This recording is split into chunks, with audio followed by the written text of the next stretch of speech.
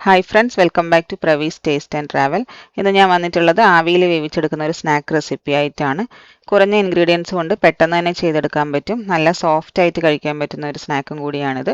അപ്പോൾ നമുക്കിത് എങ്ങനെയാണ് ചെയ്യുന്നതെന്ന് നോക്കാം. വീഡിയോയിലേക്ക് പോകാം. ഇതിന് വേണ്ടിയിട്ട് ഒരു ബാറ്റർ റെഡിയാക്കണം. മിക്സിയുടെ ജാറിലാണ് ബാറ്റർ റെഡിയാക്കി എടുക്കുന്നത്.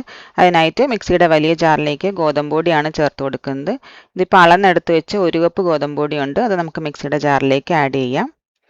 ഇനി ഇതിന് മധുരത്തിന് ആവശ്യത്തിന് ശർക്കര ചേർക്കാം. ഞാനിപ്പോൾ ഒരു 1/2 കപ്പ് ശർക്കര ചേർക്കുന്നുണ്ട്.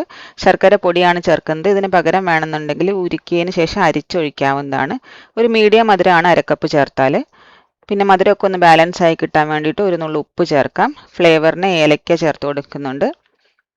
അതേപോലെ തന്നെ നമുക്കിനി അരച്ചെടുക്കാൻ പാലാണ് വേണ്ടത്. അപ്പോൾ ഞാനിപ്പം തിളപ്പിച്ചാറിയ പാലാണ് ചേർത്ത് കൊടുക്കുന്നത്. 1.5 കപ്പ് പാല് ചേർത്ത് കൊടുക്കുന്നുണ്ട്. നമ്മൾ എടുക്കുന്ന ഈ ഗോതമ്പ് പൊടിയുടെ അളവിന് 1.5 കപ്പ് പാല് കറക്റ്റ് ആയിരിക്കും.